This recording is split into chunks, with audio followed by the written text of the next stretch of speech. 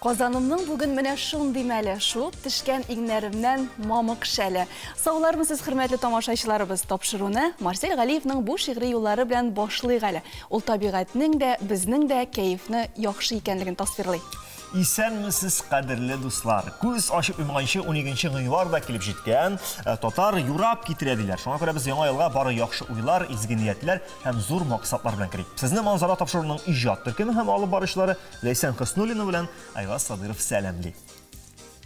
Авыл тарихларын барлауны дәвам итәбез. Юлыбыз Апас районының зур Күккүз авылына булыр.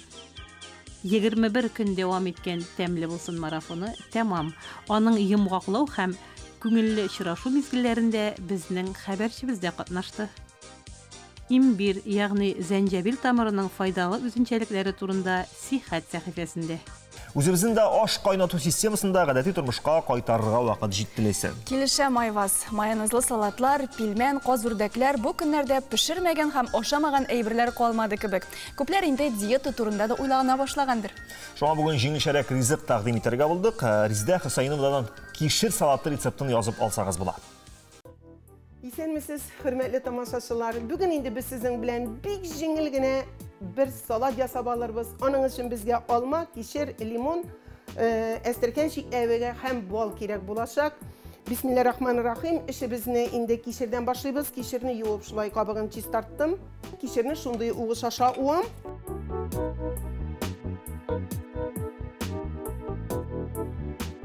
Mene şulay kişirimizni biz çistarttık. Hazır indi bizge alma kirek bulaşak. Almanın kabığını her şey biz. Hem indi şunday uğuş aşağı. Biz onu uğabız.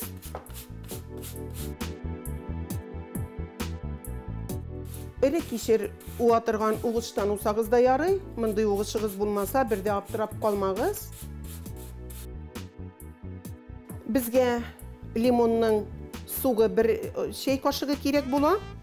Alma indi ul bittisin yuvalta. Şuna göre biz ona şulay limon suğu sığıp jiberəbiz. Biz ona şulay bulğatağız.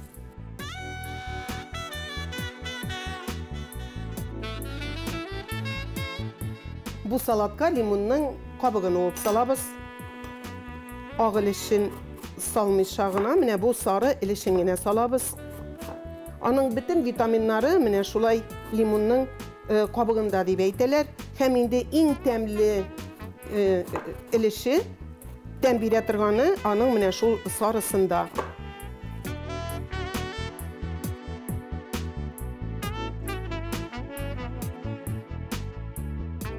Şulay ezerek petruşka yaprağı salabız. Biz buna şulay bir bal kaşığı bal salabız. Ezgine sıyık may salabız. Olivka mayı salsağız da yarı. Biz onu şulay eybetle bulğatabız. Hem salat üstüne salabız. Bizge indi hazır estirken şiklevige kirek bulur. Pişak bilen olup jiberseniz de yarı min indi ezrek uklav bilen izip jiberem. Bir küp izerge kirek mi? Artık kuatı vaklamağız. Min indi şulay uklav bilen izem. Onu pişak bilen turap jiberseniz de yarı. Aşağıdan vakitte indi estirken şiklevi görünüp bilinip tırsın.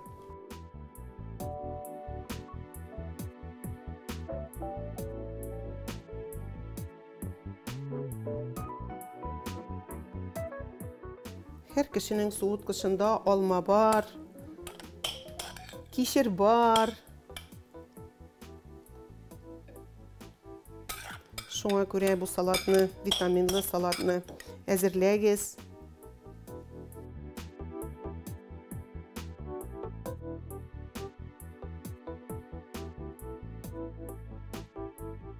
Bizim bunda limonun kabığı da, suğu da kirdi. Şuna göre biz onu limon bilen bizep jiberi gelip.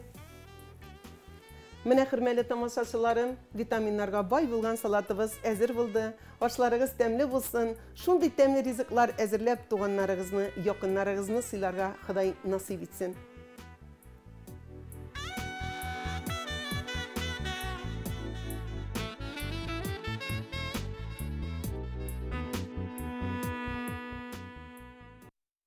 Халыкны буыннар хәтер яшәтә. Тарих битләренә күз салсак, күп кенә гыйбрәт алырлык мисалларга юлгабыз. Анда батырлык үрнәкләре дә, казанышлар һәм югалтулар да, ялгышулар булуын да күрәбез.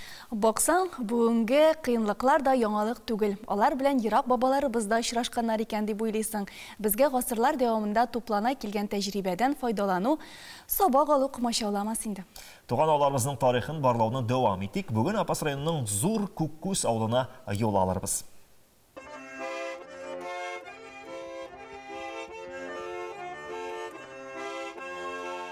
Зур Күккүз авылы. Кышкы йокыга талган табигать. Суык җил белән кояш тартышкан көн каршы алды безне. Беренче карашка авыл да йокымсыраган кебек. Ләкин төзек йортлар, чиста урамнар, кирәлгән капка аллары шуның киресен исбатлый. Урамнардан уссагыз, күрерсез, йортлар безнең бик матур, илемле картинка кебек дип әйтәсе килә. Борын заманнарда биргә килеп урнашкан, икесе дә күк күзле, бер туган абыйлы энеле кешеләр турындагы риваятны яхшы белә авылда яшәүчеләр. Башта бергә эшләгәннәр алар, шушы авылда Зур Күккүз авылыннан нарсын инде айлышканнар, берсе киткән кече Күккүз тирәсенә, үзенең хуҗалыгын урнаштырган, бусы инде монда калган. Авылга исем берү буенча уртак фикергә килеп, шушы олы абыйсы торган урынны Зур Күккүз, Зәңгәр күз булгач инде Зур Күккүз дип исәпләргә уйлаганнар. Зур Күккүз авылын икегә аерып торучы Үләмә елгасы, заманында каты сугышлар барган Кала тавы, Тирән үзәк, Ислам бабай тавы бу төбәкнең аерылгысыз тарихын тәшкил итә. Ислам бабай тавы дип җыртабыз инде без бер биек тау бар безнең авыл кырыенда. Кайсы ки шуның башына менеп карасаң, бөтен авыл күренеп тора инде. Ислам исемле кеше беренчеләрдән булып тауга менеп карый. Менгәндә чабатасына бик күп туфрак тула. Ышына менеп җиткәч, утырып ял итә, чабатасындагы туфракны бушата. Ул утырган җир тагын да биегәеп китә. Шуннан бу урынны Ислам тавы дип атый башлаганнар имеш. Бүгенге көнгә кадәр Зур Күккүз берничә күрше авылны берләштереп торучы үзәк булып санала. Безнең авыл центр инде ул үзәк, Зур Күккүз гомер буе шулай булып килде. 4 авылны берләштергән хуҗалык иде ул. Ул районда иң зур хуҗалыклардан санала иде. Үзәк булганга күрә ул правление, идарә безнең авылда булды. Идарә булгач аның инде хуҗасы гына түгел, аның бухгалтерия составы да, аның инженерно-технический составы да һәм башка категория работникларына да эш була. Почта отделениесе гомер буе аның начальнигы гына түгел, почтальоны да бар. Без тулы тормыш белән яшибез. Безнең авыл инде ул зуррак булганга күрә дә, төзегрәк булганга күрә дә, әле мәктәптә Аллага шөкер саклана. Мәдәният йорты халыкның ялын ямьле итеп оештырып бара. Биредәге методистлар район күләм уздырылучы төрле конкурсларда катнашып килә. Китапхана мөдире Галия Җәләлиева оештырган Курчак театры түгәрәгенең дә уңышлары шактый. Менә 10 ел элек эшли башладык Курчак театрын. Анда без үзебез төрле курчаклар, әкият геройлары үзебез тегәбез. Балалар белән балаларны өйрәтәбез инде, кемне инде тукыма алып килә, шулай итеп анда тегәбез, шигәбез һәм матур әдәби әсәрләр укыйбыз. Әле генә Батулланың Албасты дигән әсәрен куйдык. Без инде аны инвалидлар көненә оештырдык. Иделкәем конкурсында зональныйда үтеп, әкият Курчак театрында үзем язган әсәр белән инде чыгыш ясадык уңышлы гына. Гадәттә авыл тарихын шул төбәктә туып үскән кешеләр өйрәнә. Әмма Галия Җәләлиева тумышы белән Балтач районыннан, бирегә ул килен булып төшкән. 20 ел элек авыл китапханәсенә эшкә урнашкач, күп кенә мәгълүматлар туплап авыл тарихын яза башлый, китап музеена нигез сала.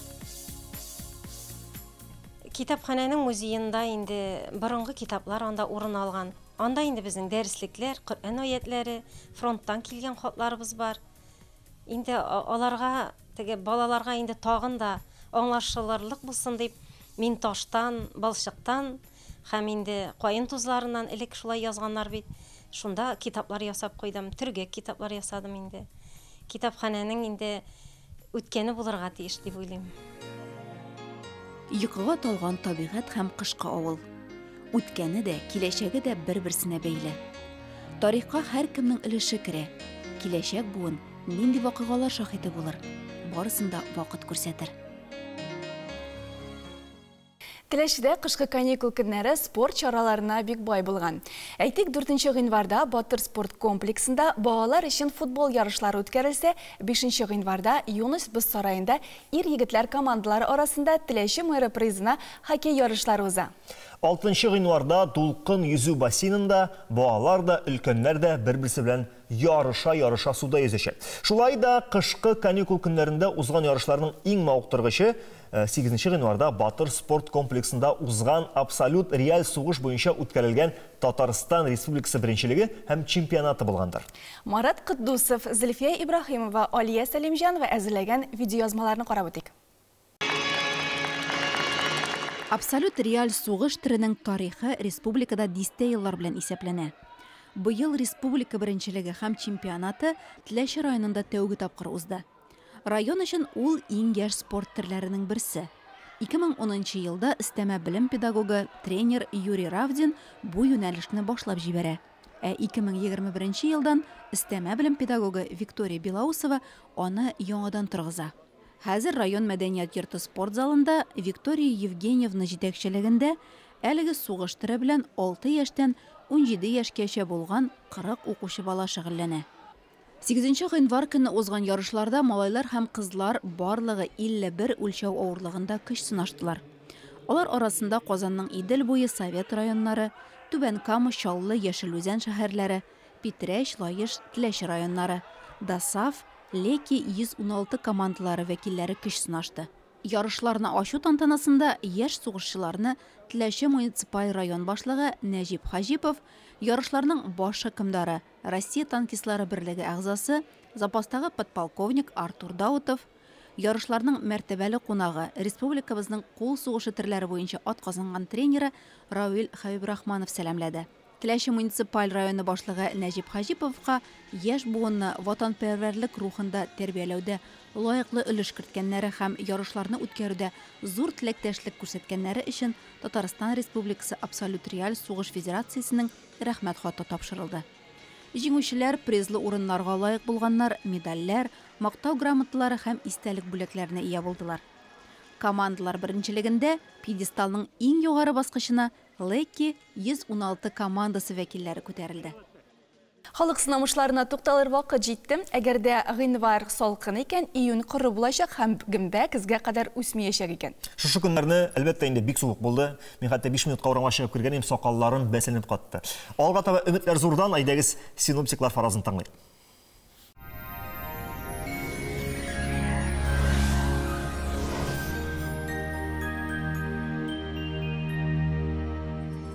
Исәнмесез, эфирда һава торышы чаралышы. Салкыннар шигендә һәм республикада уңайлы һава шартлары урнашты. Киләсе минутларда һава торышы белән тулырак танышырбыз. Яндекс погода мәгълүматы буенча көньяк көнчыгыш Бөгелмә, Баулы Азнакайда болытлы һава уртача 15 градус салкын, төньяк көнчыгыш районнарында Түбән Кама, Ярчаллы, Алабугада алмашынучан болытлы һава уртача 12 градус салкын. Республиканың төньяк өлешендә Актаныш, Әгәрҗемин, Дилеевскида болытлы һава 12 градус салкын, төньяк көнбатыш Арча, Кукмара, Балтачта явым-төшем көтелми уртача 10 градус салкын. Көньяк көнбатыш Болгар, Буа, Чүпрәледә термометр баганалары 10 градуска кадәр төшә. Чистай, Нурлат, Мамадышта болытлы һава уртача 13 градус салкын. Җомга 1-2 градуска салкынрак булачак дип фаразлана. Урыны белән явым-төшем көтелә. Башкалабыз Казанда болытлы һава уртача 10 градус салкын. Җил көньяк көнбатыштан атмосфера басымы төркемеш баганасының 773 мм тәшкил итә. Һаваның чагыштырмача дымлылыгы 64%. Җирнең магнит кырытыныш бүгенгә менә шулар иде. Студияда Эльвина Насыбуллина. Сау сәламәт булыгыз.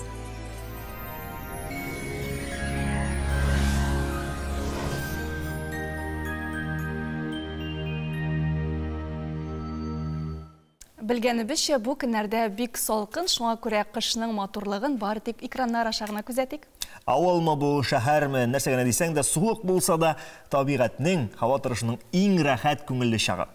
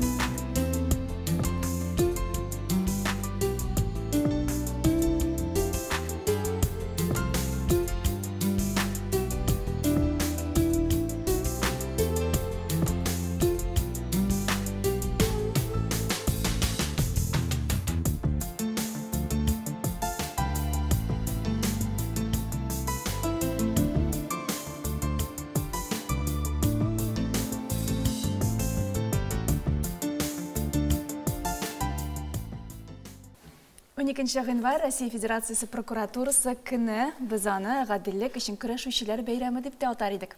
Шулайдан гомерен әлеге һөнәргә багышланган Рафис Габделганиевны кунакка чакырдык. Исәнмесез? Хәерле көн. Хәерле көннәр, хәерле иртәләр. Шуннан да менә безнең каршыда кызыклы, уникаль дип әйтергә шәхес үзенең гомерен прокуратурага бик тә җитди өлкәгә багышлап та иҗат белән гел тыгыз тормышын үреп барган кеше. Шуңа күрә безгә бик кызык. Менә бу очракта һөнәрен прокуратура итеп саналган иҗатчы турында ишетү белү. Ничек шулай килеп чыкты, Рафис әфәнде? Гомумән әйткәндә, иҗат белән шөгыльләнүче юристлар бик күп. Менә мин әйтеп китер идем, беренче чиратта безнең якташыбыз Гавриил Державин. Ул Чистай өлкәсендә туган. Инде безнең якынрак якташларыбызны, якынрак ватандашларыбыз турында тагы бер сүз әйтеп китсәк, мәсәлән, Гомер Баширов, ул әгәр дә белсәгез, бик язучы гына түгел, әле ул НКВД органнарында хезмәт иткән, судья булып та эшләгән, Балтач районнарында, Дөбияз районнарында. Без аны инде беләбез, Намус романының авторы буларак, һәм башка бик күп әсәрләрнең авторлары буларак. Һәм шулай ук безнең бик композиторыбыз Җәүдәт Фәйзи дә нәкъ шулай ук юрист булган. Инде тагы да якынрак уйласак, мәсәлән, безнең менә прокурор, республика прокурорыбыз бар иде, Кафил Фәхрази Шамиров. Ул бик иҗатка якын, культурага бик якын кеше иде, нәкъ шулай ук. Бүгенге көндә яшәп килүчеләрдән, хезмәт итеп килүчеләрдән мин әйтеп китер идем Флюр Нурдинч Багаудиновны. Ул бик күп еллар буе Татарстанның суд органнарында эшләде, прокуратура органнарында эшләнде, бик күп китапларның авторы нәкъ шулай ук. Мин инде үзем 22 ел гомеремне прокуратура органнарына багышладым, һәм шул вакытта иҗат эшендә һәм башка эшләр белән дә шөгыльләнергә туры килде. Ничек монда кайда бәйлелек? Бу менә тормышның чыннан да бәлки иҗатка аз урынлы өлкәдә җитеп бетмәгән эмоцияларны иҗат аша булдырасы килүме, яисә гомумән прокурор баштан ук иҗатчымы? Минемчә, мин беренче шигырьләрне, беренче язмаларны инде мәктәптә укыган вакытта ук яза идем. 10 яшымда, 12 яшымда минем язган шигырьләр бар. Ул балачагыннан бирелгән, без бит барыбер зур үссәк тә, безне барыбер балачак хыялларыбыз ташламый беркайчан да. Без шул хыяллар белән яшибез. Инде кем булып эшләсәң дә, тормышта барыбер кем генә булсаң да, син барыбер шул балачак хыялларын тормышта ашыру өстендә эшлисең. Минемчә, монда прокуратурада хезмәт итү, минемчә, киресенчә ниндидер бу хыялларны тоткарлаган кебектер. Чөнки төрле вакытта ул җитди эш бит инде. Җитди эш белән шөгыльләнгәндә үзеңнең нинди дә булса теләкләреңне тыеп торырга туры килә. Рафис әфәнде, мин сезне айваз күп кырлы шәхес диде, ләкин мин сезне апас якларыннан чыккан кеше буларак беләм, шуңа күрә әлеге сорауны бирмичә булдыра алмыйм. Апас якташлар җәмгыяте быел 30 еллыгын бәйрәм итә. Шулай бит? Бик зур рәхмәт. Менә сез дә беләсез икән, моның турында безнең апас якташлар җәмгыяте чынлап та ул Казанда эшләп килә. Менә без инде 2 ел инде барлык Татарстан буенча уздырыла торган якташлар җәмгыятенең конкурсында лаеклы 3нче һәм 2нче урынны алып килдек. Менә бу ел Алла бирсә инде без тырышабыз 1нче урынны алып булмасмы дип. Якташлыгыбыз без инде бу ел чаралар уздырырга дип менә шундый хыяллар белән яшибез. Беренче чаралар менә безнең мәктәпләр арасында безнең туган ягыбызга багышланган, якташлыкка багышланган рәсем конкурсы оештырырга, аннан соң зуррак класслар арасында сочинение конкурсы оештырырга дип, һәм инде көзгә таба Алла бирсә, Алла кушса, менә барлык якташларны җыеп Казандагы берәр мәдәният йортында зур очрашу булыр дип торабыз. Шуңа күрә шушы форсаттан файдаланып, минем барлык якташларыбызны һәм кемнәр якташ дип саный, үзләрен барысында шушы чараларда катнашуларын теләп калыр идем. Һәм Алла бирсә, ел ахырына таба буласы шушы чараларга чакырып калыр идем. Менә шушы 30 еллык уңайыннан дип аңларга кирәк, яисә шушы 30 елга нидер бер нәтиҗә барак безнең монда хәтта берничә Китап дөнья күргәне. Китап, менә монда хәтта күрәм мин календарьлар. Бу махсус шушы 30 еллыкка багышланган, яисә һәр елны бара торган. Әлбәттә инде без һәр ел эшләргә тырышабыз инде бу эшләрне, чөнки бу беренче яктан как реклама барак та, икенче яктан инде без бу бүләкләрне кайбер үзебезнең ул яшьтәге якташларга бирәбез, алар да безнең белән элемтәне югалтмасын өчен. Һәм яшьләргә бирәбез, аларында ниндидер берәр төрле кызыксыну булсын өчен. Һәм менә бүген әгәр дә сез рөхсәт итсәгез, мин бу безнең якташлык календарен һәм безнең китапны һәм безнең нәкъшулай герб белән чыккан капны сезнең тапшыруыгызга мин бүләк итеп калдырдым. Бик зур рәхмәт. Бик зур рәхмәт. Ләкин аннан тышта бер китап күрәбез әле сезнең кулыгызда. Менә сөйли башлаганнан бирле кулыгызда алмыйсыз. Бик кыйммәтле китап ахырсы бу. Бик кыйммәте зур ахырсы бу китапның. Минем өчен әлбәттә бу бик кыйбатлы. Менә мин әйтеп узганымча инде безнең сөйләшүебезнең беренче өлешенә киридән төшәбез хәзер. 1722 елда безнең бик Петр патшабыз дәүләтебезне ныгыту өстендә эшләп, анда тагы бер оешма барлыкка китерде. Прокуратура дип аталды ул. Инде менә һәр 300 елдан артык анда меңләгән кеше хезмәт итәләр. Бүгенге көндә дә мин әйтер идем, Татарстан прокуратурасында 1000-нан артык кеше хезмәт итә. Яшьләр, олы яшьтәгеләр дә бар, төрле яшьтәгеләр дә бар. Һәм инде 1000-нан артык кеше бүгенге көндә ветеран оешмаларында торалар. Мин аларның барсына да шушы форсаттан файдаланып саулык, сәламәтлек теләр идем. Эшләрендә зур уңышлар теләр идем. Һәм инде менә шушы датаны, шушы юбилейны тарихта калдырыр өчен менә шундый китап барлыкка килде. Бу безнең Татарстан прокуратурасының бүгенге көндә эшли торган хезмәткәрләре барысы да бу китапта. Инде бу киләчәк буыннарга да, киләчәк эшләүче прокуратурага килүче яшьләргә дә инде үзенә күрә бер тарих китабы булып калыр дип. Тагын бер китап бар бит әле, монда сез буш кул белән килмәгәнсез. Бу сезнең иҗатыгызга багышланган китап. Монда барлык сез иҗат иткән шигырьләрме? Әлбәттә, менә бу китапка әгәр күз салсак, бу минем шигырьләр җыентыгы. Соңгы инде соңгы дип әйтергә ярамый, чираттагы минем инде 1000 хәтле бер шигырьләр җыентыгы чыккан иде. 2002 елда юл ортасында дип аталадыр юл. Бу шигырьләр җыентыгы минем алыштырмыйм кичәләрдә миналарны дип атала.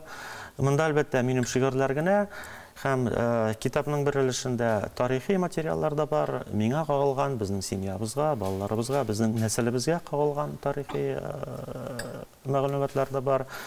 Бу китапта бары тик минем шигырьләр генә. Күбесе аларның җырлар булып билгеле инде. Менә татар эстрадасында бүгенге көндә минем санаганым юк, алай шөгыльләнгәнем юк. Бер 30-40 кына җырлар йөри буга инде. Аларны төрле җырчылар җырлый. Аллага шөкер, алар арасында бик зур җырчыларыбыз да бар.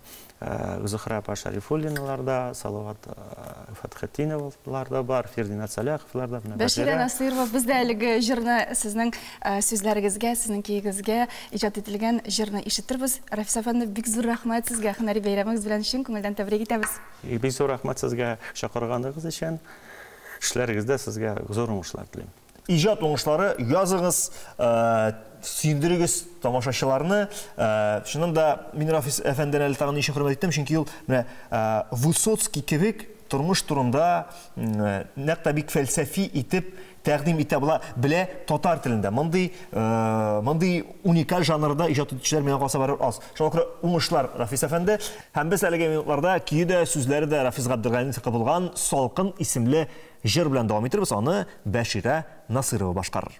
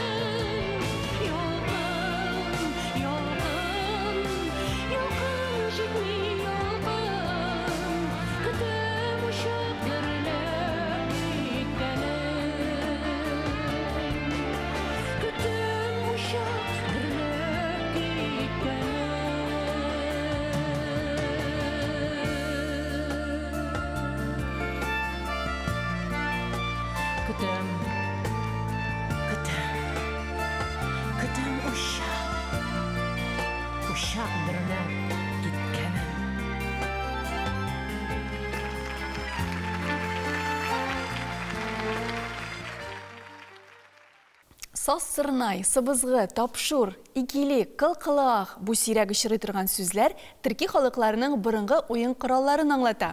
Сен бұл сүздерінің ұзын мұлап тұттың мөлейсен. Міне, бұрынғы ойын құраллары дегенде Якут милли мәдениетінің символы болған хамус ойын құралын да иске алмыша мөмкин түгел. Мың сандығы сәхифәсінің олы барушысы Руслан Ғабитов бүгін біздің нәқ міне әлігі музыка ойын құралы білән таныштырыр. Исәнмесез.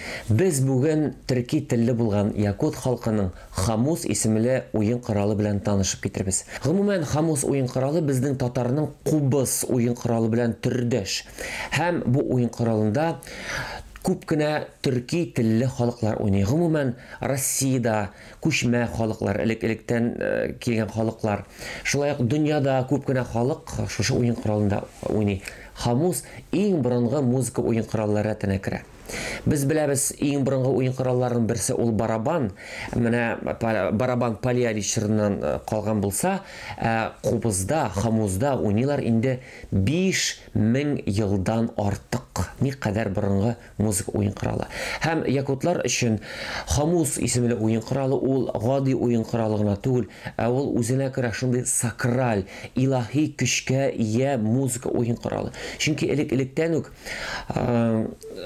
Якут шаманнары шушы ойын коралларында уйнаганнар. Ләкин бу музыка ойын коралы түгел, үзенә күрә бер төрки борынгы елларда катнаша торган ойын коралы. Бу ойын коралы инде милли мәдәниятның символы буларак билгеле. Без беләбез, 10 елга бер тапкыр Якутиядә фестиваль уза, фестиваль хамуза.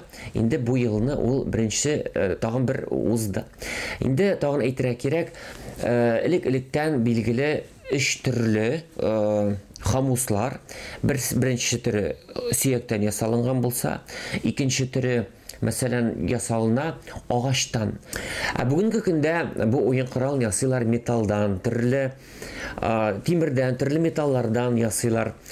Без беләбез, бер телле, 2, 3, хәтта 4 телле кубызлар барлыгын беләбез. Менә мин сезгә күрсәтәсем килә безнең татар кубызы.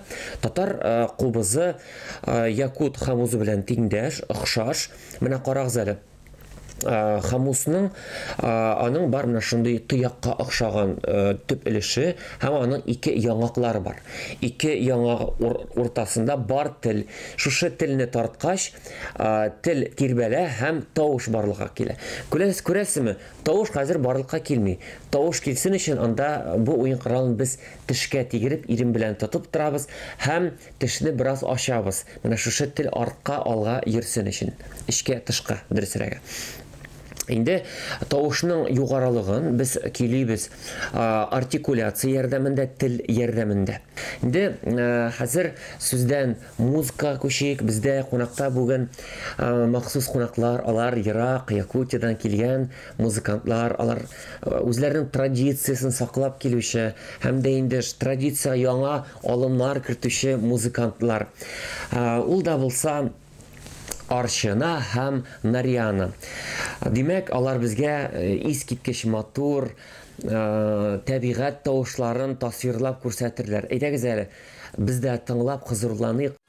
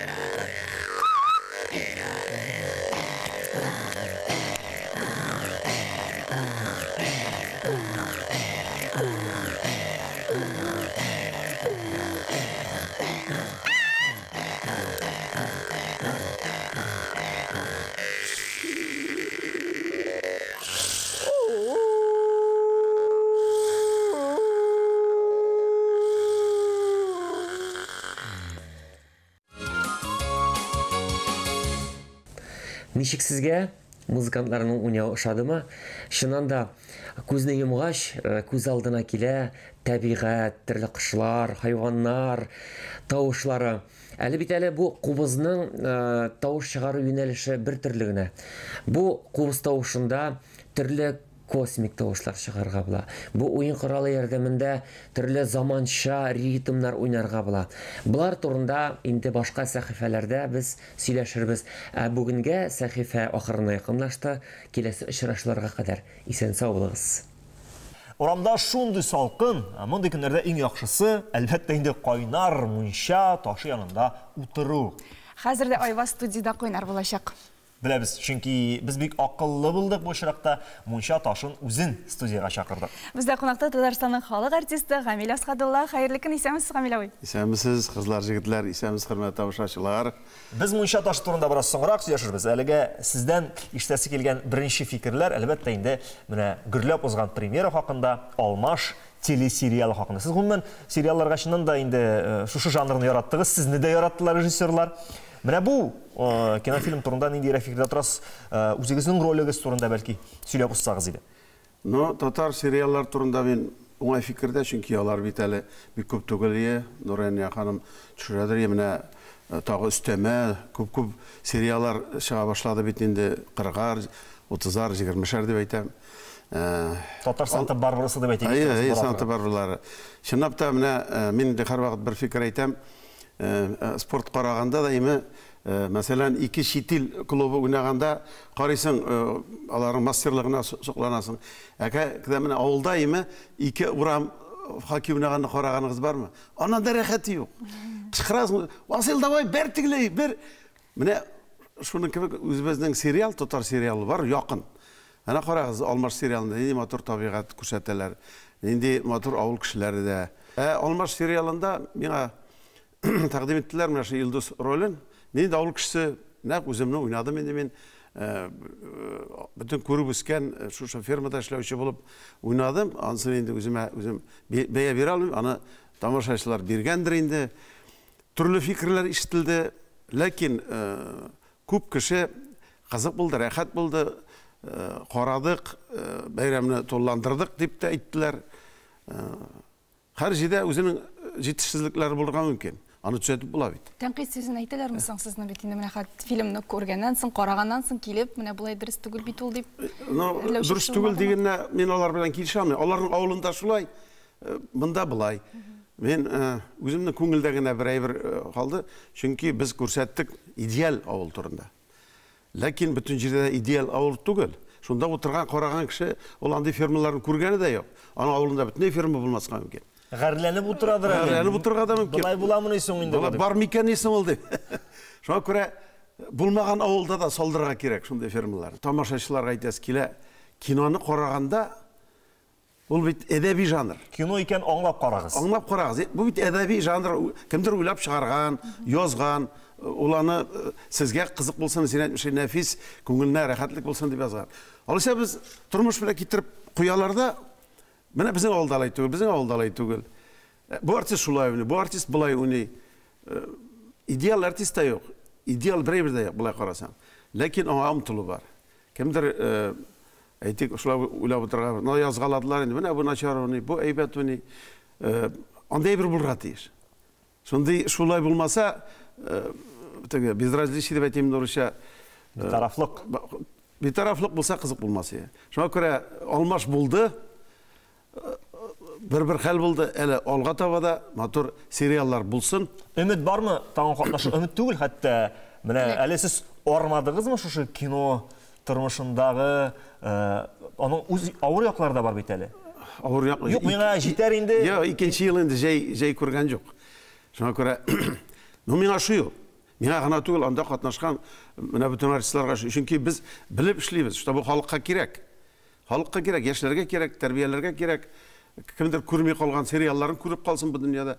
Мен қалса Камил абай, юмор онытылмыймысың? Жайда көргенігіз жоқ, ижад етірге, сәхнеге Жоқ, біз шығырға. мына кино түсіріп бітіруге тұтындық, яңа серия, яңа тамаша жасадық, шат сайын шат деген. Ол енді біздің бек қызық келіп шықты. Яңа артистларымыз да бар, аны көплер интернетте көрділер. Қайбір миниатюралар шуларға құрылған болып шықты. Мына енді біз Башқұртларда, Башқұртстанда болып қайтты, көп райондарда халық рахатланып, құлша басып, рахмат айтып қарадылар. Шоңа көре мен енді фұрсаттан файдаланып, әйтәсі келеміз бүгін тамашашыларымызға. Февраль айында келеміз жамағат. Былтырғы башлаған вақытлар біздің февраль орталары. Мұнда бір 2-3 күн алдан башлайбыз, Алла берсе, 5 күн алдан башлайбыз. Ұнытмағыз, қарарға бізді келерге. Тамаша қызық. Білесіз енді біз бірінші ел ішләмейміз, 43-ші сезон. Өзі біздің тамашашыларымыз бар, енді билетіне шаулашып алалар. Әйтәс келе енді ала алмай қалмағыз. Ол 43-ші сезон болғашсын, ол илхам жете ме? Шул қадәрлі кішіні кілдірерге, темаларны ойлап табырға, қалыпнығым нәрсе қызықсызырақ әзір? Бір эстрадарында бір сөз бар. Намылесі дейлер, сабыннан о. Көбікке баты. Шуңа көре, біз енді тырышабыз қадір миниатюрларын шет кішілер берген өзіңнің әсерінігіне, өзің башындағы әйверінігіне қабатламасқа. Шеттен кішілер де бізге бұлша башладылар. Шуңа көре, бітмей. Но Батулла бәйтміші 33 сюжет енді ол. Қоя барсаңда. Шояр філі айта тұрған ебі. Көңіл еттіріп. Міне, юмор ол бітмей. Ләкин, бір проблема бар, жамағат, бір проблем ол эстрадаға юмор жанрға яшілер тауып болмай. Біріншіден, аның талантlı кішісі болса, гастрольге үйреге құрға. Таланты бар, или ғайлар қосында келе алмай, или нәрсе, міне шушы эстрада жанры ауыррақ. Бигерәк хатын қыз артисткалар табу ауыр. Тапқаштан ешептір халық қабыл етмей, бигерәк хатын қыз қабыл етмей. Онсы бір парадокс. Ну, шулайда біздің театр комплект. Қызларыбыз да бар, жігітлеріміз да бар, яшілеріміз да бар. Тырышабыз, ішлейбіз. Юмор бітмей, бітірге дейшті түгіл. Мен Камил абайны әлі ойлап отырам, не үшін біразына тындым. Яңа сериал түсіре башласалар, түсірер едім мен депутат турында кинофильм. Камил абай түп рөлда. Білесің, шундай біраз ғана бигу кішіста көңілі болмаған депутатның яқшырғы турында ұзын, шундай 40 сериал ақырдан изге депутат болып тәмамланашы әлігі сериал. Міне шундай идея береге әлі біз режиссерларға, сценарий авторларына бәлкі өзіміз жазып, өзіміз түсірбіз. Камил абай. Мен өзімні не деп ойлайым? Міне недер Молла рөлінде? Жоқ, молла түгіл. Мәселен, бір бар бет қадір милициялар турында бек көп сериаллар енді. Шонда бір полковник полковник ойнарға. Камил абай, сізні мәзәк сөйлетмеше жібәрі болмайынды. Сізден бір мәзәк кетеміз. Әммә ләкин әлігі мәзәкні біз телеэкран аша түгіл, социаль шелтерлер аша тәқдим етірміз. Шуңа кірмәлімдағы QR-код аша біздің социаль шелтерлерге язылығыз, ұзығыз, әм Камил абайның табалан түшкен яңа мәзәгін шунда ишетірсіз. Енді мен томашашыларымыз тағыр мәртебе шақырам. Өзі біздің концертларға, біздің бір әрішінде сөз шықты, біздің тамашаларда көрішік, рәхәтләніп күлішік. Рәхәтләніп көрішік, Камил абай. Рәхмәт сізге, оңышлар. Бізде бүгін қонақта Татарстанның халық артисті, Мұнша ташы юмор театрының жетекшісі Камил Асқадуллин еді.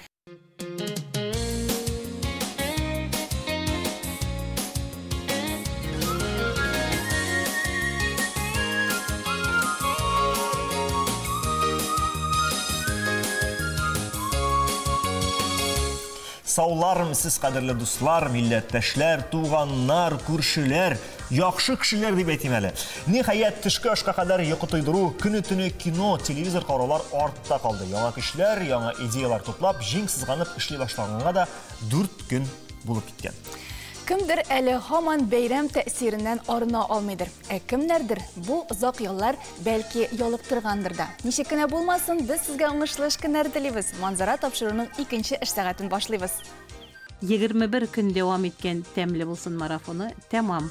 Аның йомғақлау һәм күңелле очрашу мезгілләрендә безнең хәбәрчебез дә катнашты. имбир, ягъни зәнҗәбил тамырының файдалы үзенчәлекләре турында Сихәт сәхифәсендә. Бу көннәрдә иммунитетны күтәрү турында күпме генә сөйләсәк тә артык булмас. Менә иртәгезне кофедан башларга күнеккәнсез икән, аны имбирле чәйгә алыштырыгыз, чөнки ул кофе кебек үк көч һәм энергия бирә. Ул С витамины чыганага, бактерияларга каршы көрәшә, акыл ишәнлеген яхшырта. Алдагы минутларда файдалы үзлекләре белән танышуыбызны дәвам итәрбез. Кышкы чорда организм өчен иң файдалы табигый дару ул зәнҗәбил, ягъни имбир. Аның ватаны Һиндстан. Галимнәр имбирне күп авырулардан терелтү үзлегенә ия булу турында язды. Моннан 2-3 мең еллар элек зәнҗәбил тамыры кайбер илләрдә акча валютасы булуын исәпкә алсак, аның никадәр файдалы икәненә ышанабыз. Инде ничә гасырлар дәвамында имбир кешеләрне үзенең файдалы дәвалау үзлекләре белән гаҗәпләндерә. Ул медицина, ашсу һәм косметология өлкәләрендә дә бик популяр. Гадәттә кешеләр аның микро һәм макроэлементларга бай булган тамырын кулланалар.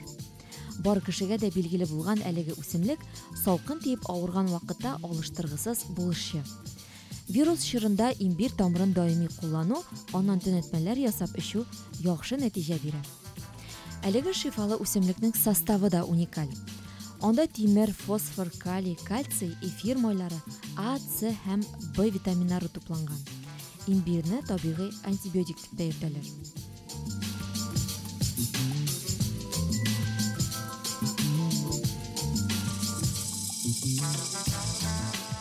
Зәнҗәбил тамырын еш куллану баш-мие кан әйләнешен стимуллаштыра, игътибар һәм хәтерне яхшырта. Ул артык авырлыктан кутылырга теләүчеләр өчен дә бик файдалы. Имбир организмны тонуста тота, кандагы холестерин күләмен киметә. Составында булган эфир майлары кешенең психоэмоциональ халәтен яхшырта. Дөрес итеп һәм чама белән кулланганда, имбир кешенең иммунитетын күтәрергә, организмны энергия белән озак еллар буена тәэмин итәргә сәләтле. Сицилия утравында иң актив этно-вулкан ата башлаган. Әмнә Светлоярск краенда канатлары имгәнгән аккошларны коткарганнар. Булар турыда тулырак дөнья яңалыкларында Алия Сәлимҗанова сөйләр. 2023 ел башланып 5 көн үткәч, Сицилия утравындагы этно-вулканы яңадан ата башлаган. 2900 метр биеклектә урнашкан көньяк-көнчыгыш кратерында лава бассейны барлыкка килгән. Магманың уртача тотрыклы рәвештә агып чыгуы 27 ноябрьдән бирле бара. Лава агымын көньяк-көнчыгыш кратерның төньяк-көнчыгыш флангында күзәтергә мөмкин. Италияның геофизика һәм вулканология милли институты мәгълүматлары буенча, көл һәм төтен болытлары 8 километр биеклеккә җиткән. Этна Европада иң югары актив вулкан санала. Ул 2013 елдан ЮНЕСКО бөтен дөнья мирасы объектлары исемлегенә кертелгән. Вулкан атканда аның тирәли һава киңлеген еш кына ябарга, очышларны тоярга туры килә икән. Декабрь азагында Светлоярск районының су буенда полиция хезмәткәрләре очып китә алмаган яралы аккошны күреп ала. Хокук сакчылары кышны тотып Калинин авылындагы Калинин парк экзотик кышлар фермасына тапшыра. Ферма хуҗасы Светлана Санжаренко әйтүенчә, аккошны бирегә авыр хәлдә алып килгәннәр. У нее, вы знаете, раны не было, у нее увечья крыльев. Аның канатлары имгәнгән. Бер канаты гомумән киселгән, күрәсең, күптән булгандыр, чөнки ул төзәлеп беткән. Икенче канаты кайрылган. Мәгәен аңа атканнардыр.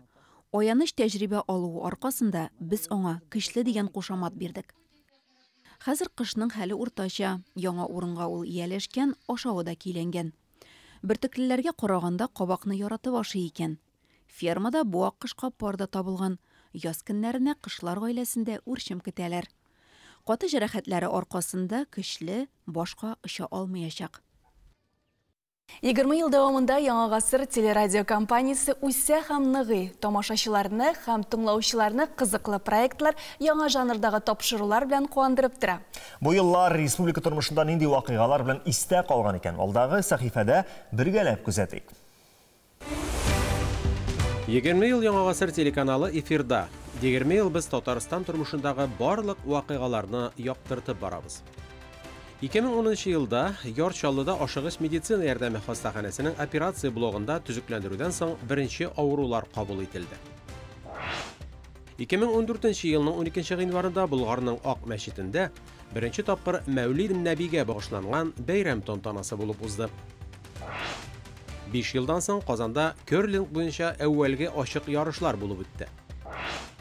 2021 елда Татарстанда кыргый җәнлекләрнең исәбе алынды.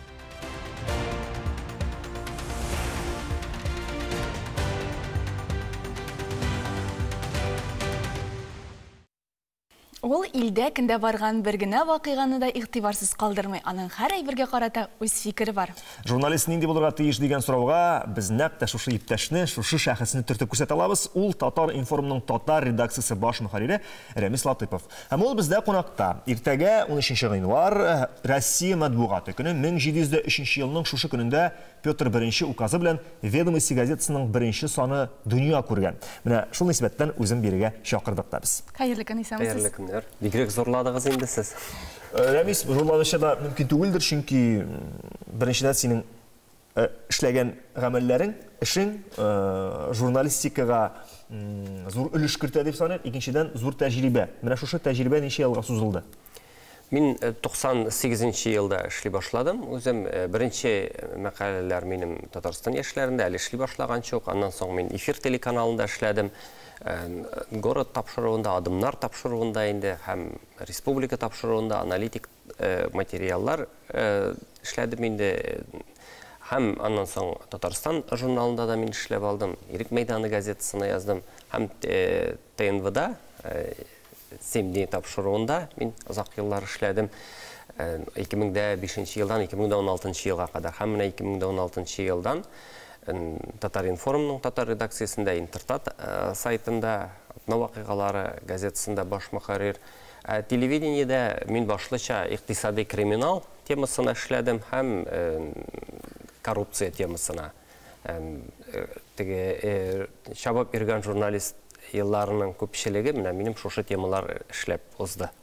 Менә моннан соң ничә инде зурламыйсың, әйме? Ничә ел радиодан кала үз әйтмешли, бөтен төр басылык мәгълүмат чарасында эшләгән. Шулай да күңелдә кайсысы якынрак? Телевидение, басма матбугатмы?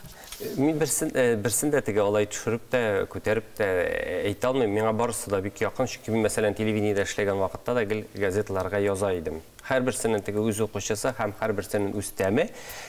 Шулай ук мәсәлән теге русча эшләүдә, татарча эшләүдә ул шулай ук теге барбар күңелгә рәхәт, ничек эшләсәң дә. Иң мөһиме минем фикеремчә ул нәтиҗә. Менә иң кызыгы, иң рәхәт әйбер ул була иде. Ниндидер эшләгән эшеңнең нәтиҗәсен күрү. Мәсәлән, син коррупция темасына эшлисең, әмма анда нәтиҗә билгеле бик озак еллар дип әйтәм, бик озак вакыт аралыгыннан соң, еллардан соң да булганы булды. Мәсәлән, анда ипотека буенча теге бәяләрнең арттырылуы, процентлар арттырылуы буенча материаллар, мәсәлән, Семди тапшыруында эшләнелде. Һәм аннан соң ниндидер теге хөкүмәт дәрәҗәсендә ниндидер карарлар кабул ителә икән һәм бу исәпкә алына, ниндидер аңа җитәкчелек тарафыннан игътибар була һәм үзгәрешләр була икән, халык өчен файдалы дип әйтик инде. Бу билгеле теге күңелгә җылы бирә һәм син бушлай гына эшләп йөрмәдем дип уйлыйсың. Менә минем өчен минем гел әйткәнем бар инде, шундый теге коррупция буенча материаллар эшләгәндә еш кына шулай була иде инде. Син эшлисең теге бәкегә су ташаган төсле. Мин әйтәм аны шушы җитәкчелек белән сөйләшкәндә дә президент каршында бар бит инде коррупциягә каршы көрәш идарәсе. Мин аларга да әйткәнем бар. Мин әйтәм, журналист тоярга тиеш түгел, теге бәкегә су ташаган шикелле, менә Зөһрә кыз шикелле эшләргә тиеш түгел. Сез аңа әйтәм, нәтиҗәсе булырга тиеш сезнең ди. Зөһрә кыз бит ул айга менеп киткән, бәкегә су ташаган да, чарасызлыктан шулай эшләгән, журналист бит айга менеп китә алмый. Журналист, татар журналисты турында бераз гына фикерен ишетәсе килә, Рәмис. Татар, безнең бит инде өйрәтеләр журналистның принциплары булырга тиеш, дигезме? Ә менә татар журналистының нинди принциплары бар һәм нинди аермалыгы бар татар журналистының дөнья күләм башка журналистлардан аермалы буларак?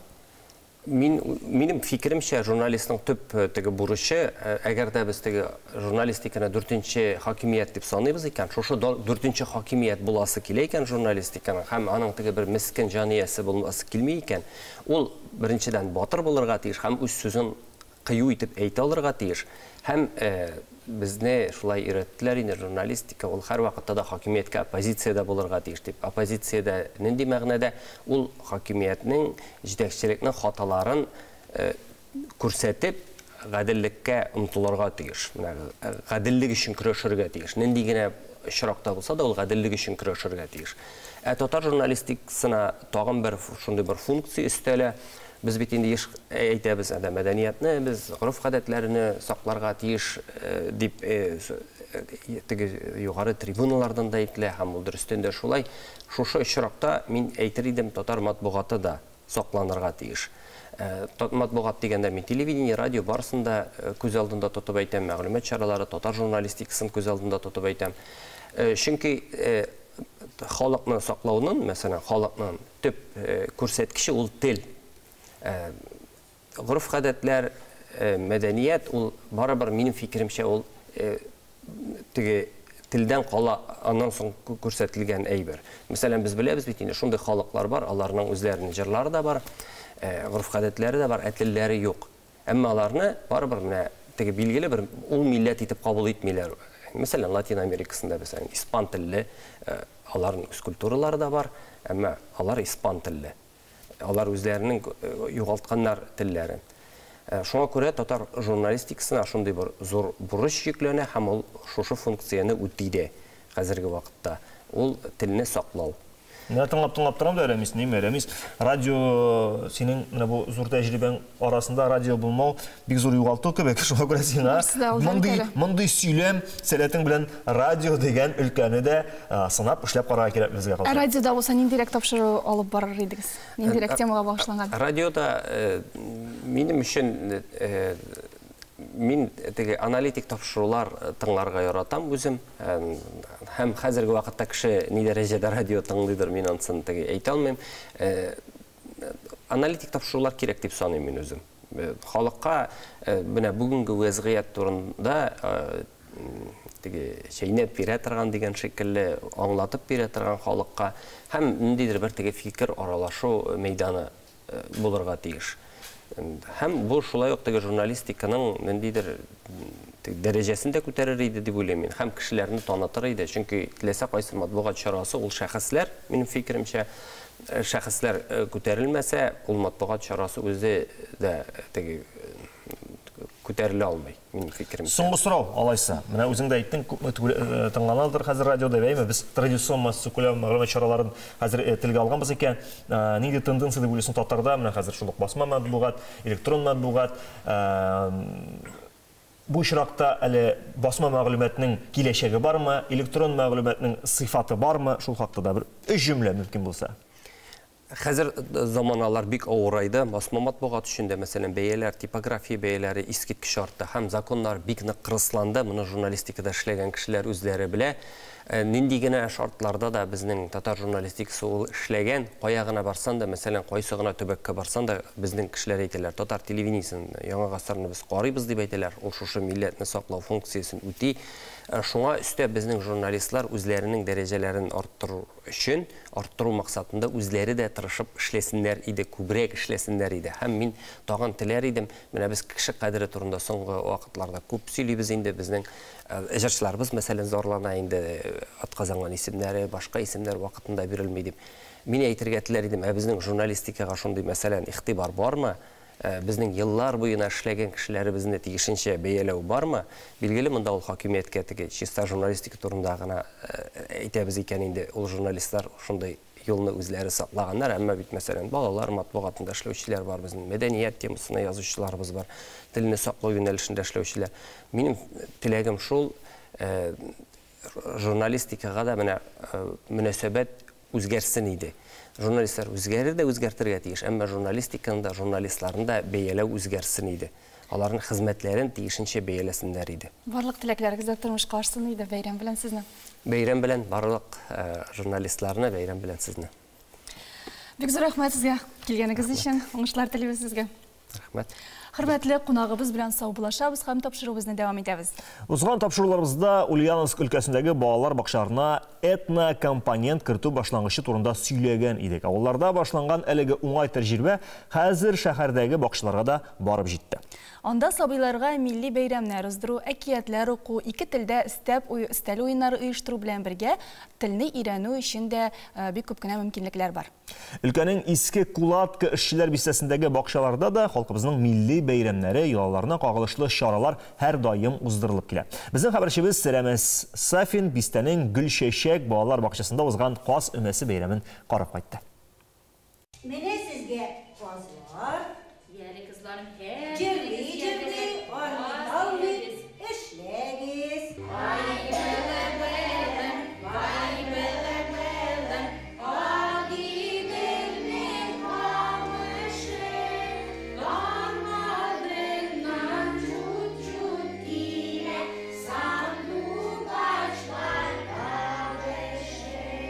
Шунсы игътибарга алайык. Бүгенге каз өмәсен оештырырга, аны сабыйлар белән бергә уздырырга бакчадагы бүтән коллектив та катнаша. Бер генә кеше дә читтә калмый. Бик күп методический материал безгә бирә Конгресс Татарской автономной Ульяновской области.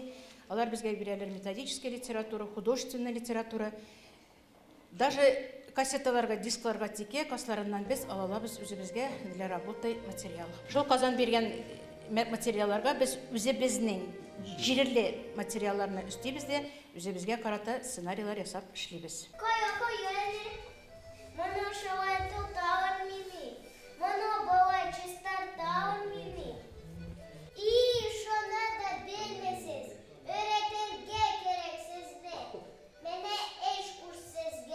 Әгәр игътибар итсәгез, кызлар кулындагы ясалма казларда шын каз мамыгы һәм каурые. Шуңа күрә алар аны әниләреннән күреп өйрәнгәнчә юлкыйларда. Муляш казларга шын мамык һәм каурыйларны тәрбиячеләр иренмичә, атналар буе беркетеп утыра икән. Өйдән китерәбез, өйдә юлкан казларыбызның юннарын, мамыкларын, каурсыннарын. Һәм иң элек култык астына харам канатларын куябыз. Менә шулай иттереп, аларны балаларга без әйтеп алдыртабыз.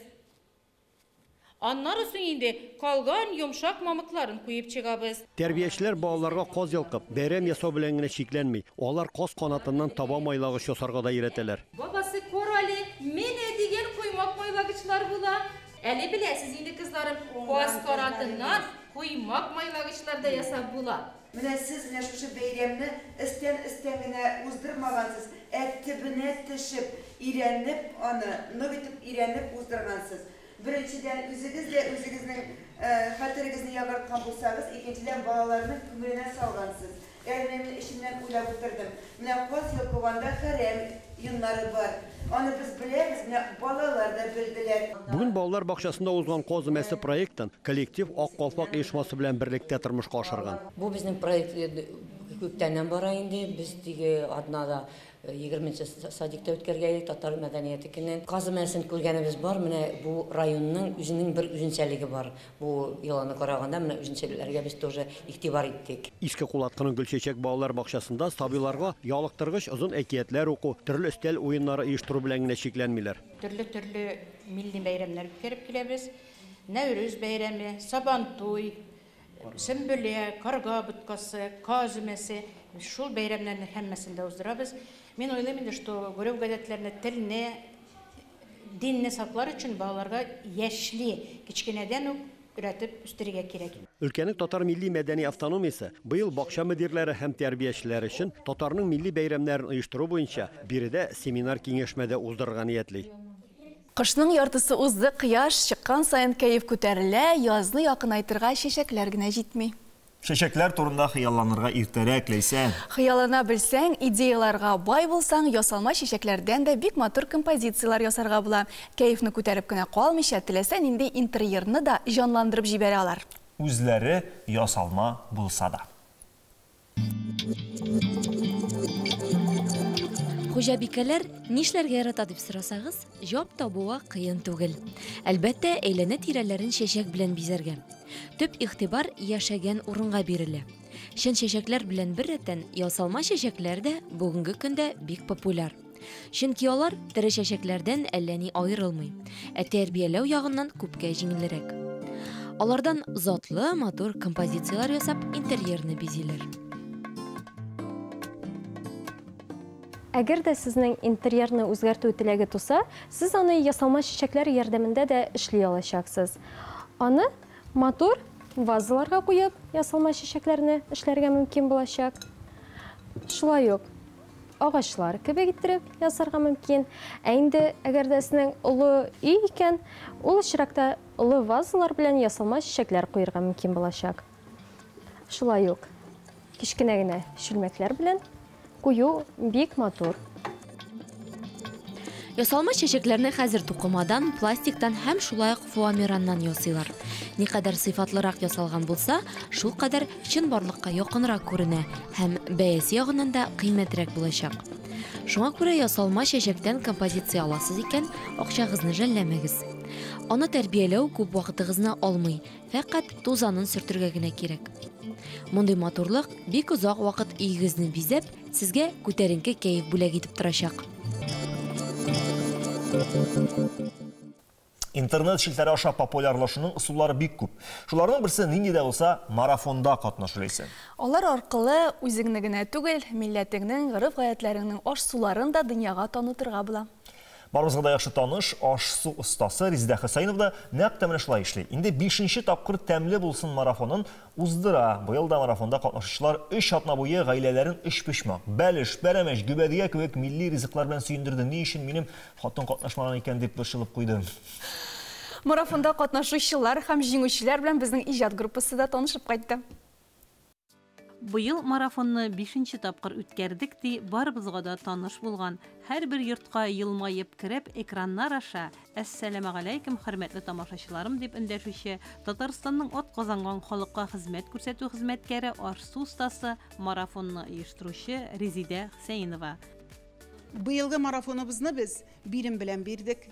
Һәр көнне алар без биргән бирем белән әзерләп бардылар. Менә конкурс вакытында, шундый бәйгеләр вакытында безгә караган вакытта бик авыр була аларны карарга. Мәсәлән, менә гибәдияне куйдык, бер көнне бер кеше гибәдия пешерә, икенче көнне икенче гибәдия пешерә. Ә безнең менә бу контакт шелтәрләрендә бер көнне бар да гибәдия пешерде. Бер көнне бар да эш-пишмак пешерде. Бер көнне бар да пәрәмәш, таба пәрәмәше, миш пәрәмәше пешерделәр. Менә без инде урамда безнең балаларны урам тәрбияли дип әйтәбез. Безнең балаларыбызны гаилә тәрбияли, шундый тәмле ашларыбыз тәрбияли, тәмле ризыкларыбыз тәрбияли. Әлбәттә, иң яшь катнашучыбызга безнең 21 яшь иде, иң олы катнашучыга 62 яшь. Оныклары белән, кызлары белән, балалары белән, гаилә белән шундый матур марафонда катнаштылар. Әйе, катнашучылар саны да елдан-ел арта һәм географиясе дә киңәя. Кызык өчен түгел, бу безнең татар халык ризыкларын дөньяга күрсәтү, таныту. Шул ук безнең марафонда катнашучы кызларыбыз бер-берсе белән аралашып, алар танышып, тәмле ризыклары белән, рецептлары белән бүлешәләр. Менә шуңа күрә һәр бер марафончыма исәнлек, саулык телим. Һәр бер республика кешебезгә, бөтен халкыма исәнлек, саулык телим. Гаилә бәхетләре телим. Киләчәктә дә менә 50-60 кеше генә түгел, бик күп масштабта үтсә иде бу марафоннарыбыз. Оештыручылар марафонда катнашу шартларында үзгәртеп, әйтергә кирәк, катлауландырып торалар. Катнашучылар ел сайын көтеп алабыз, рәхәтләнеп катнашабыз диләр. Кайберләре гаиләбездә 3 атна буе тәмледән тәмле ризыклар ашыйбыз дип көтеп торалар дип шаярталар. Бик теләп катнаштым. Күп кенә ризыкларны беренче тапкыр пешереп караган ризыкларым да булды. Бик тәмле дип гаиләбез сөенә ашадылар. Рәхмәт мине карап баручы авылдашларыма, туганнарыма, мине поддержать иткәннәре өчен. Аларга рәхмәт бик зур. Тәмле булсын марафонына килеп эләгүем белән бик шатмын. Мин гомер буе кызыгып яшәдем шу татар мөхитендә аралашырга, татарлар белән аралашырга, шул тәмле ризыклар пешереп өйрәнергә. Олы рәхмәтләремне җиткерәсем килә Резидә ханым Хөсәйновага. Ул татар халык хатын-кызларын күтәрүче, бөтен дөньяга чыгаручы, җыючы шәхес булып тора. Без аны бик хөрмәт итәбез, бик зур рәхмәт анарга. бәйрәм шарасы гына түгел, бу безнең татар халкының милли ризыкларын пропагандалау, татар халкының милли ризыкларын көнкүрештә пешерүне үстерү. Шуңа күрә бик зур рәхмәт яусын бу изге эш өчен аңа. Бик теләп катнашам, чөнки ул минем яраткан эшем. Миңа яңа дуслар, яңа әйберләр менә мин генә пешермим бит аны, төрле кеше пешерә. Шул пешергән кешеләрдән яңача өйрәнәбез. Кешеләр белән аралашабыз. Менә безне Резида Хосейнова чакырды бүген шундый матур финалга. Анда инде бөтенесе белән аралаштык, таныштык, концерт номерлары искиткеч финал. Яратып пешерә торганым гибәдия пироглар. Чәк-чәк, бавырсак, һәммәсе дә яратып пешерә торган. Бөтен җан җылымны бирәм. Менә яратам матурлап, бизәп чыгарырга яратам шундый. Халкымны яратам. Тәмле булсын, һәр барчасының ашлары бәхетле булсыннар. Тынгысыз уңган Резида ханым мондый марафоннар үткәреп бер-беребездән өйрәнәбез, киңәшләшәбез, рецептлар белән уртаклашабыз, танышабыз, аралашабыз. Иң мөһиме, үзебезнең милли ризыкларыбызны башкаларга да танытабыз ди. Ул аны үз көче белән оештыра, бүләкләрен дә ала, тәмле табынын да кыра, нәтиҗә ясауны бер матур бәйрәмгә әйләндерә. Тәмле булсын марафонында беренче тапкыр үз көчләремә ышанып, катнашып карарга булдым. Һәм 21 көн буе үзебезнең татар халык ризыкларын теләп, бик күңелемне салып, шулай әзерләдем. Һәм әзерләү генә түгел бит әле, аны матур итеп бизәп, ул үзе бер сурәткә төшерү, шул ризыкларны матурлап инде ләззәт бирә. Анда инде идәге бөтен әбиләрдән калган сөлгеләр дә чыга, самаварлар, агач кашыклар, нинди матур шүлмәк савытлар, бөтен әйбер чыга инде. Матур булсын, безнең татар халкының менә шулай аш, су, кухнясын бөтен халыклар күрсеннәр, белсеннәр дип мин бөтен көчемне куйдым инде. Актаныштан алып Түбән Камага кадәр, Лаештан Баулыга кадәр республиканың төрле пишмакларыннан ара-ерак дип тормыйча, үзләренең дә тәмле күчтәнешләре белән киләләр алар. Хәзер бит инде менә фастфудлар заманасы. Хәзер Вьетнам ризыкларын, Япон ризыкларын, Европа ризыкларын күбрәк яшьләр менә шул тәм-томнарны якын итә, әйме? Шулар фонында безнең татар ризыкларын ничектер югалып калырга да мөмкин. Инде менә шушы тәмле булсын марафоны, ул безнең милли ризыкларыбызны интернет челтәрләре аша да популярлаштыра. Менә син әгәр дә шунда интернеттан нәрсәдер эзләп, треугольник дип кенә язсаң да, менә шушы тәмле булсын марафонында тәкъдим ителгән эш-пишмаклар, чәк-чәкләр, бәлешләр, алар барысы да килеп чыгарга мөмкин. Минем уйлавымча, менә мондый марафоннарны, милли ризыкларыбызны популярлаштыра торган, гореф-гадәтләребезне популярлаштыра торган шараларны уздырырга кирәк. Һәм Резида апа менә бу юнәлештә бик тырыш эшли. Халкыбызның яраткан милли ризыклары, кайнар чәй, җыр бию, кыш бабай, махсус бүләкләр, дипломнар, финал ирешә менә шулай үтте марафонның. Тагын да шундый очрашулар насыйп булсын дигән теләктә саубулдаштылар алар. Соңгы көннәрне жиннаскилар, итекләр киергә ияләшә генә башлаган идек, һава торышы җылыта башлады. Безгә нәрсә дә ярамый бит. Суык булса тизрәк җылытканны көтәбез, җылы булса суык булсын дибез. Әйдәгез, нинди һава торышы безне көткәнен синоптиклар фаразын тыңлап белик әле.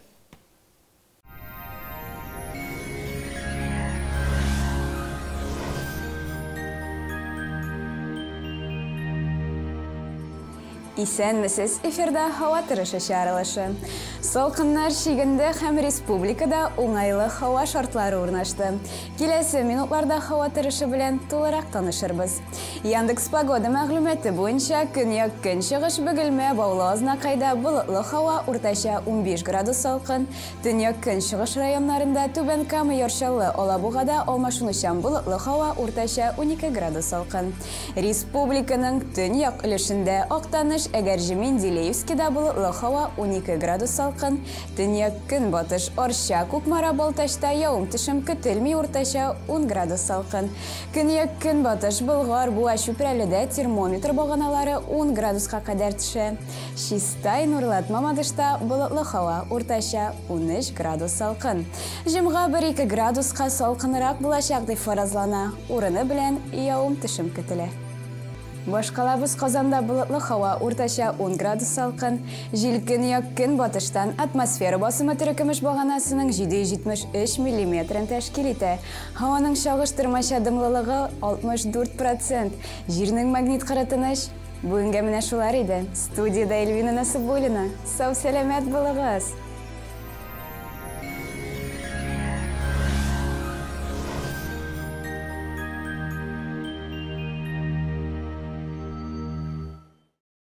Иртәгәдә сезне бик кызыклы һәм мәгълүматларга бай манзара тапшыруы көтә. Шушы тапшыруны мин алып бармыйм. Шуның кадәр яхшы тәкъдим иттем, менә кем алып барачагын иртәгә иртән торып ТНВ каналын кабызырга күрерсез. Карагыз. Җомга вагазында туган авылым мәчете имам хатибы Нурулла хәзрәт Зинатуллин явызлыкны җиңү турында сөйләп узар. Бик тә кирәкле һәм файдалы тема. Казан театры училищесы 2022 елда үзенең 1 гасырлык юбилеен билгеләп үтте. Сәнгать дөньясы каһарманнарын әзерли торган уку йорты турында тулырак сөйләрбез. 13 гыйнвар искечә яңа елны билгеләп үтәбез.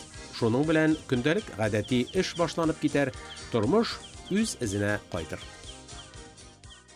Яңа елны ничек кенә каршы алсагыз да 2023 ел барыбыз өчен дә уңышлы булсын. Куйган максатларыбызга ирешергә язсын. Зор югалтулар читләп узсын.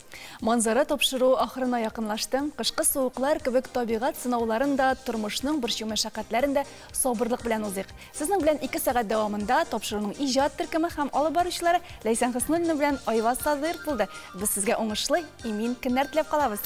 Сән сау булыгыз, саклагыз бер-берегезне.